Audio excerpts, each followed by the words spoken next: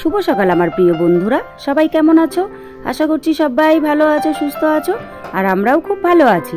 জলপাইগুড়ি জেলার ছোট্ট একটি গ্রাম থেকে আমি আবারও চলে আসলাম নতুন একটা ব্লগ ভিডিও নিয়ে। সম্পূর্ণ ভিডিওটা জুড়ে আমার সাথে থাকার অনুরোধ রইল। যারা নতুন এসেছো, ভিডিওটা যদি ভালো লাগে প্লিজ একটা লাইক করে চ্যানেলটি সাবস্ক্রাইব করে আমার পাশে থেকো। আর যারা আগের থেকেই সাবস্ক্রাইব করে রেখেছো, আমাকে সাপোর্ট করেছো, তাদের জন্য রইল অসংখ্য অসংখ্য ধন্যবাদ। আজ হলো বুধবার, আর এখন বেলা বাজে সকাল 7টা।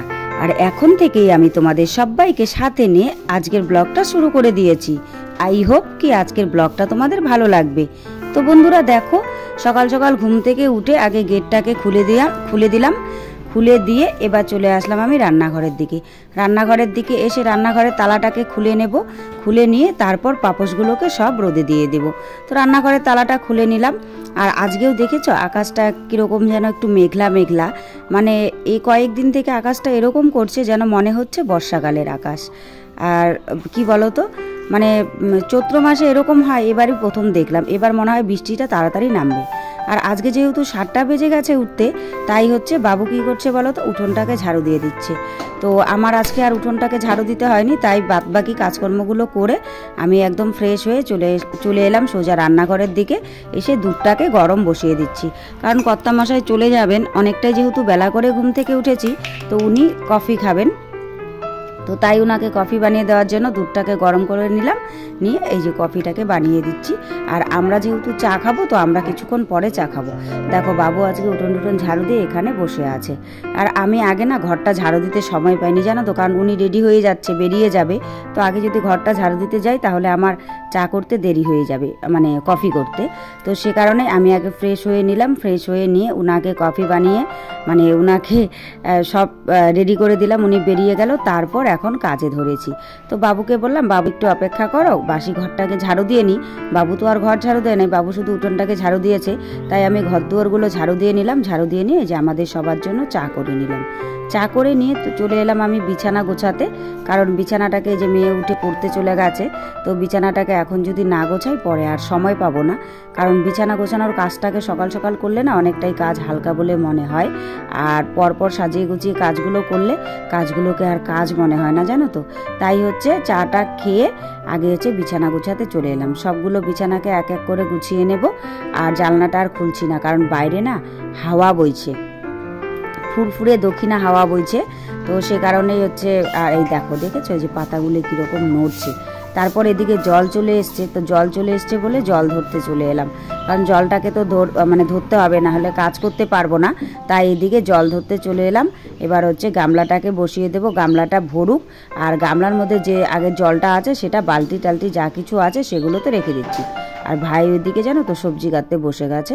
তো এবার সবজিগুলোকে একটু ধুয়ে দিচ্ছি। যে আলু আর হচ্ছে করলা, এগুলো ভাজি হবে। তো এইগুলোকে ধুয়ে নিচ্ছি, কারণ সবজি ধোয়ার কাজটা, মানে জলের কাজটাকে আগে যদি করা হয় তাহলে মানে যখন জল আসে তখন জলের কাজটা করলে পরে অতটাও আর পরিশ্রম বলে মনে হয় না। তাই এখন জল আছে বলে সবজি ধোয়া টোয়া এগুলোকে কমপ্লিট করে নিচ্ছি, কারণ এগুলো যদি পরের জন্য রাখি তাহলে সঞ্চয়কৃত জলের থেকে জল খরচ হয়ে যাবে, পরে আর জল পাওয়া যাবে না। আর জল তো টাইম টু টাইম আসে, সকালে একবার আসে, বিকালে একবার আসে, দুপুরে জল দেয় না।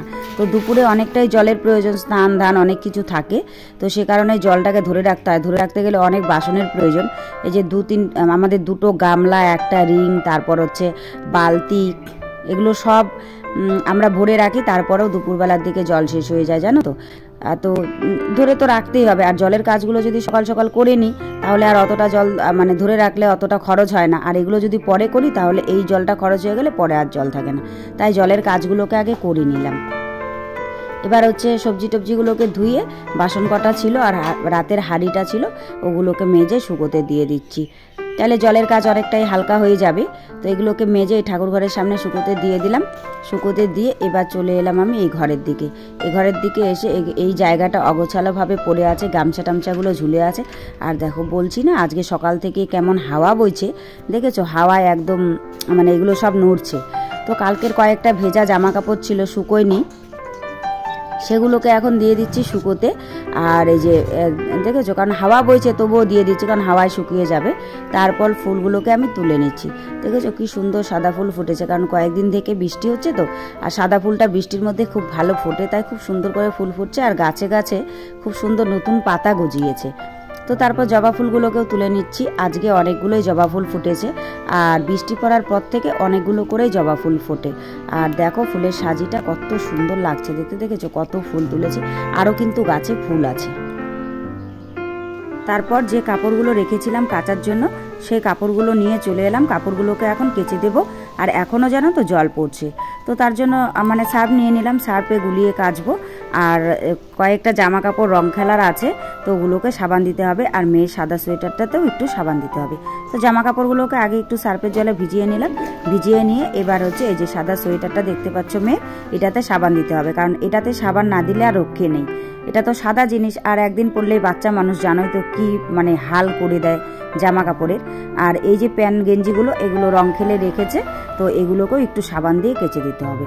তো যাই হোক, সবগুলো কাপড়ে আমি যেগুলোতে দেওয়া প্রয়োজন সাবান দিয়ে নিলাম।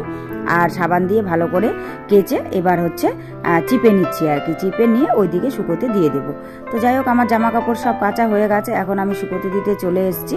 এবার হচ্ছে দেখেছো শুকোতে দিতে এসেছি। আকাশটার পরিস্থিতি, আকাশটা কিন্তু এখনও জানো তো রোদ উঠেনি, মানে এখনও কেমন যেন থুম ধরে আছে, মনে হয় কারো উপরে রাগ করে আছে। তো যাই হোক, কখন রোদ উঠে। তো এদিকে আমি জামা কাপড়গুলো কেচে শুকোতে দিয়ে দিয়েছি। আমার মোটামুটি এদিককার কাজ কমপ্লিট হয়ে গেছে। এখন সোজা চলে এলাম রান্নাঘরের দিকে। এসে রান্নাটাকে বসিয়ে দিলাম। তো ভাত বসিয়ে দিয়েছি, আর ভাতের মধ্যে এই যে মানে টোপলাটা তোমরা দেখতে পাচ্ছ, এটাতে ডাল সিদ্ধ দিয়ে দিয়েছি সকালের খাবারের জন্য। ডাল সিদ্ধ দিয়ে সকালের খাবার হবে। আর দুপুরের জন্য রান্না হচ্ছে এই যে করলা আলু ভাজি। তোমরা তো তখন দেখেইছিলে যে আমি এগুলো ধুয়েছিলাম। আর এই যে বাঁধাকপির ঘন্ট। দেখেছো, আজকের মেনুতে এগুলোই থাকবে। তারপর রাতে দেখা যাক কি হবে। তো দুপুরের খাবার হচ্ছে এগুলোই। তো চলো, এদিকে আমি রান্না বান্না সব কমপ্লিট করে নিয়ে বাকি কাজকর্ম করে স্নান ধান সেরে ঠাকুর ঠুকুর দিয়ে কমপ্লিট করে নিয়েছি। কমপ্লিট করে নিয়ে সবাই খেয়ে নিয়েছে। তো আমার যেহেতু একটু লেট হয়ে গেছে, তাই এখন আমি একাই খেতে বসেছি। মেয়ে খেয়ে দিয়ে একটু মানে আরাম করছে আর কি, শুয়েছে ওর আম্মার সঙ্গে। দুপুরবেলাটাই না ও ওইভাবেই খেয়ে দিয়ে শোয়। তো এবার আমি একা একাই বসে খাচ্ছি। এদিকে দুপুর গড়িয়ে বিকেল হয়ে গেছে। তো আবার জল চলে এসছে, জল ধরতে চলে এলাম আমি, কারণ জলটা বাইরে পড়ছিল, কলটা বাইরে দেওয়া ছিল, তাই জল মানে কলটাকে আমি গামলার উপর রেখে দিলাম। আর জামা কাপড়গুলো যে কেচে শুকোতে দিয়ে দিয়েছিলাম, এই জামা কাপড়গুলোকে তুলে নিচ্ছি। বাইরেরগুলো আগে তুলে নিয়েছি, এখন এইদিকে জামা কাপড়গুলোকে তুলে নিচ্ছি।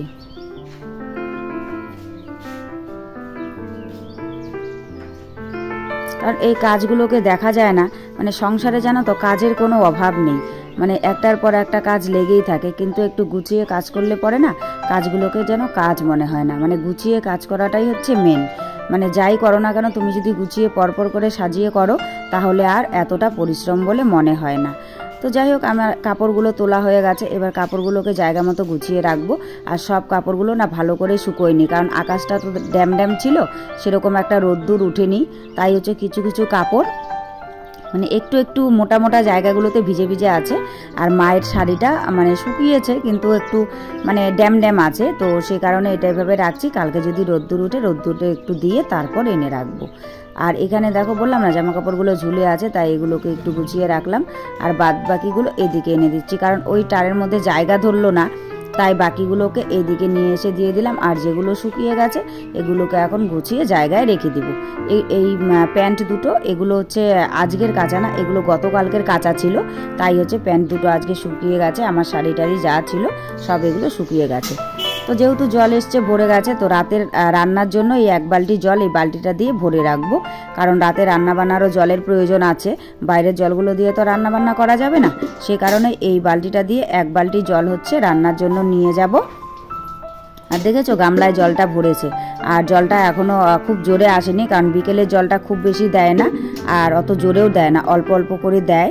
সে কারণে বিকেলের জলটা আস্তে ধীরে আর অল্পতেই হয়ে যায়। বিকেলে তো আর এত জলের প্রয়োজন হয় না। তো তাই এক বালতি জল আমি নিয়ে এলাম রান্নাঘরে নিয়ে এসে রেখে দেব। আর এদিকে দেখেছো যেহেতু বাইরেটা অন্ধকার, তাই হচ্ছে রান্নাঘরটাও অন্ধকার হয়ে গেছে। দেখতে পাচ্ছ ঘরে কিন্তু লাইট জ্বালানো, তারপরেও অন্ধকার অন্ধকার লাগছে। আসলে মানে জানলা দরজাগুলো ওই দিকের বন্ধ তো সে কারণেই। আর কালকে রাতের বেলায় জানো তো ডাল নিয়ে এসেছিলো, মুসুর ডাল। তো মুসুর ডালটা আমরা একটু খাই তো, সেদ্ধ টেদ্ধ সব কিছু প্রয়োজন হয়। তো সে কারণে কালকে রাতে এখানে জানি না কতগুলো, 1 কিলোর মনে হয় একটু কম আছে, তো নিয়ে এসছে। এগুলোকে আর বয়ামে ভরতে ভুলে গেছি, তো ডালগুলো এখন বয়ামে ভরে নেব। আর ডালটা আমাদের একটু বেশি করেই আনা হয়, কারণ যেহেতু আমরা হচ্ছে ডাল সেদ্ধ খাই, মানে খেতে ভালোবাসি আর কি, ওরকম করে দেখলেই তো সে কারণে। তো যাই হোক বন্ধুরা, সব মিলিয়ে আজকের ব্লগটা তোমাদের কেমন লেগেছে অবশ্যই কিন্তু তোমরা কমেন্ট করে জানাতে ভুলো না। আর আজকের ব্লগে যদি কিছু ভালো লাগে তাহলে প্লিজ একটা লাইক করো, কমেন্ট করো, শেয়ার করো, আর আমার চ্যানেলটিকে সাবস্ক্রাইব করে এভাবেই আমার পাশে থেকো।